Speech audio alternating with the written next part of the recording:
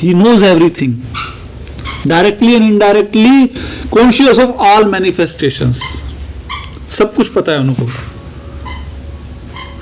प्रभुपाद जी पद में लिख रहे हैं जैसे एक चीफ इंजीनियर होता है, उसके डायरेक्शन में सब कुछ बन रहा होता है ना किसी साइट पे, तो उसको हर नुक एंड कॉर्नर के बारे में सब पता है, डायरेक्टली इनडायरेक्टली, चाहे भले है ना, वो सब बता सकता है कहाँ क्या कैसे है।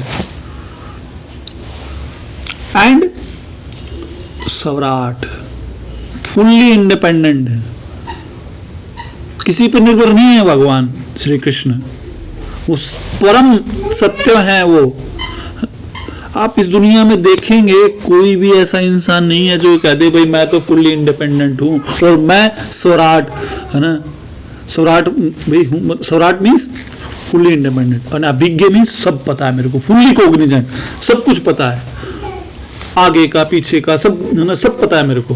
कोई ऐसा नहीं कह सकता, कृष्ण ही हैं जो अभिज्ञ स्वराट है। और प्रभुपाद जी परपट में लिखते हैं कि ये दो शब्द है ना,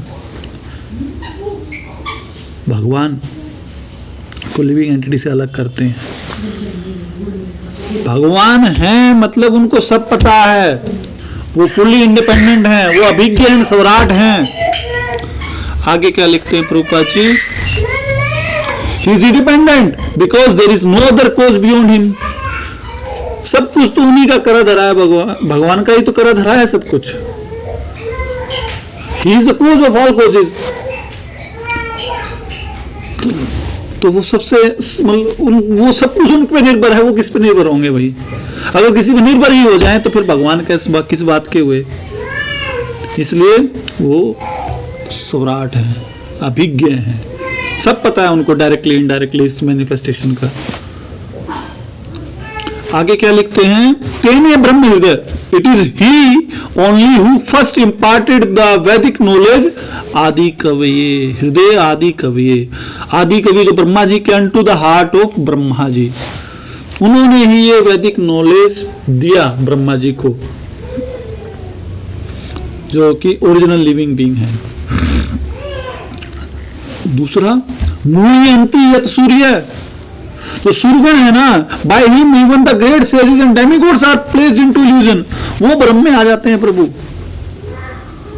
बड़े बड़े ऋषि मुनि ज्ञानी महात्मा वो लोग भ्रमित हो जाते हैं। क्यों?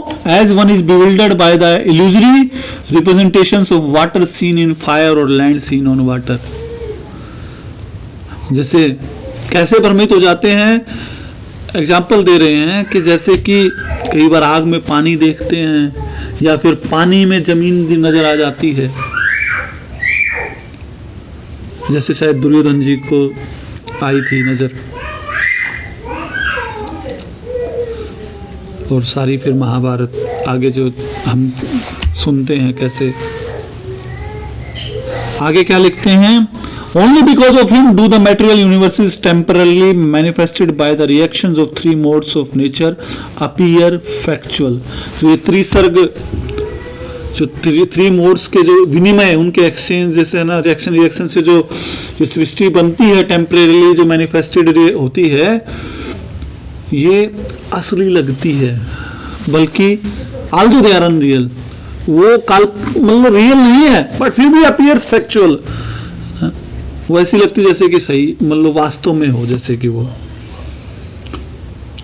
फिर आगे क्या लिखते हैं प्रभुपाद जी, धामना स्वेन सदा निरस्त कूकम सत्यम परम धीमहि, I therefore meditate upon him, Shri Krishna, lord Shri Krishna, who is eternally existent in the transcendental abode. सौ धामना ना, धामना अपने, और क्या है उनका धाम कैसा है प्रभु? सेल्फ सफिशिएंट है वो, और whichever is free, forever free from illusory representations of the material world.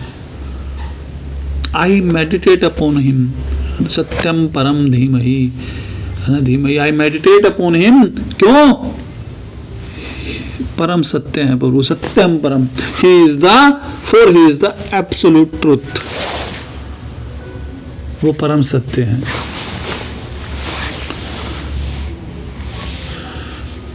तो हमने देखा कैसे भागवतम की शुरुआत हो रही है अभी कैंटो 1 फर्स्ट श्लोक में।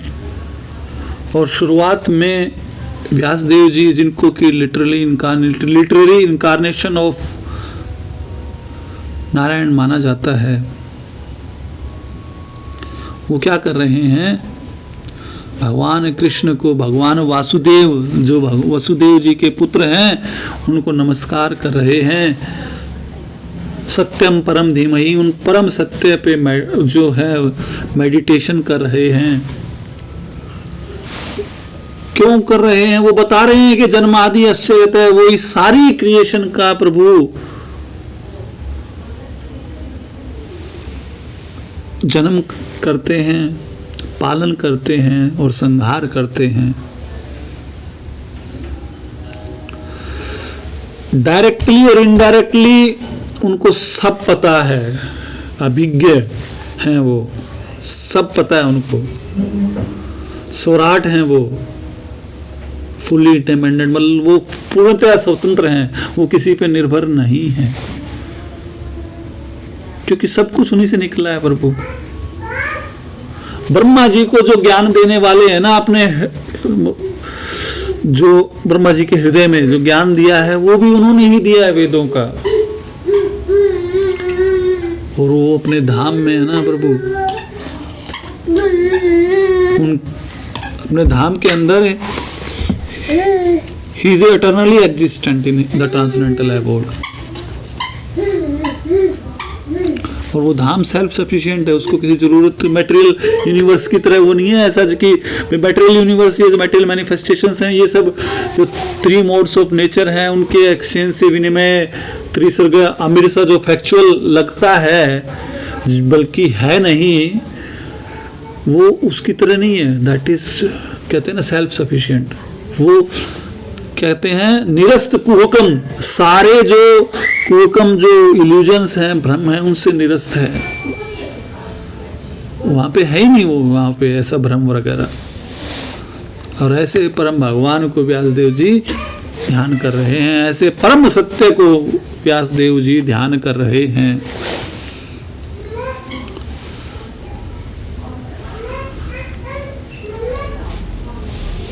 भागवतम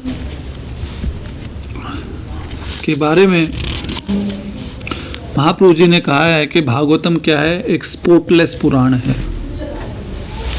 क्यों है ऐसा? क्योंकि ये भगवान की ट्रांसेंडेंटल नरेशंस को कंटेन करता है। और व्यासदेव जी ने इसको कब लिखा था? जब उनको when he had attained maturity in transcendental knowledge, सब लिख लिया था प्रभु जी उन्होंने, महाभारत, वेदांत सूत्र, पुराण, सब लिख दिया, बट फिर भी उनको संतुष्टि नहीं मिली, सेटिस्फेक्शन नहीं मिला। तब नारद मुनि ने उनको इंस्ट्रक्शन दिया कि आपने सब लिखा पर भगवान कृष्ण का गुणगान तो किया ही नहीं, और इसीलिए आपके हृदय में संतुष्टि नहीं आई है। तो आप भागवतम लिखो, भगवान कृष्ण की लीलाओं का वर्णन करो, तब जाके आपका हृदय संतुष्ट होगा। और इस प्रकार व्यासदेव जी भागवतम लिखना शुरू करते हैं। और शुरुआत में ही वो ओम नमो भगवते वासुदेवाय, भगवान वासुदेव को प्रणाम करते हैं। भगवान means Vasudev, the son of Vasudev, Krishna. और क्यों वो बता रहे हैं इस वर्ष के अंदर। जन्मादि अस्य गतः अभिज्ञान स्वराट है, इतरतस अन्वय। एक एक शब्द देखो प्रभु, तेने ब्रह्म हृदय कवि। ब्रह्मा जी को सारा वेदों का ज्ञान दिया उन्होंने, जब ब्रह्मा जी मेडिटेट कर रहे थे। आगे प्रभुपाद जी उदाहरण दे रहे हैं कि Lord, he says that the Lord Shri Krishna is origin of all creations. He is not only the creator of the universe but destroyer as well. और द मैनिफेस्टेड जो कॉस्मिक नेचर है प्रभु, ये जो संसार है ये भगवान की विल से ही चल रहा है, और जब उनकी विल होगी ख़त्म कर दिया जाएगा, एनिलेट कर दिया जाएगा। बट कुछ साइंटिस्ट, कुछ लोग ये सोचते हैं कि सब ऐसे ही ऑटोमेटिकली अपना चल रहा है। ऐसा थोड़ी है प्रभु। ये जो वैज्ञानिक हैं ये सैटेलाइट बनाते हैं और किसी तरह से उसको ऑर्बिट में फेंक देते हैं सम और अदर, और इतनी दूर बैठ के उसको मॉनिटर करते हैं, कंट्रोल करते हैं। तो क्या ये इतने बड़े जो सारे प्लैनेट्स हैं, इतने स्टार्स हैं, ये सब ऐसे ही है? इनको किसी ने नहीं बनाया होगा, इनको कोई कंट्रोल नहीं कर रहा। एक बुद्धिमान आदमी समझ जाएगा प्रभु जी। जो बुद्धिमान नहीं है उसको तो फिर ना, जो मूर्ख है मतलब उसको कहना ही क्या है।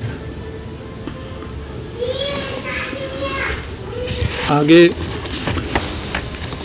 रूपा जी और भी बहुत सारे उदाहरण दे रहे हैं कैसे श्रीमद् भागवतम जो है भगवान के स्वरूप का नरेशन है।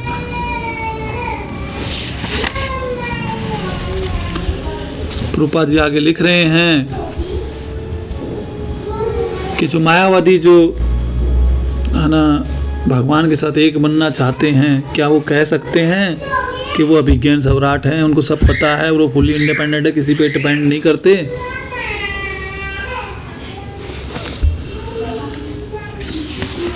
तो इस तरह से भागवतम की शुरुआत हुई है। हम कल दूसरा श्लोक पढ़ेंगे। कुछ त्रुटियां हुई हैं तो हमें उनके लिए क्षमा कीजिएगा। हम एक कोशिश कर रहे हैं भागवतम पे चर्चा करने की, आप सबके आशीर्वाद से, गुरु एंड गौरांग की कृपा से। हरे कृष्णा।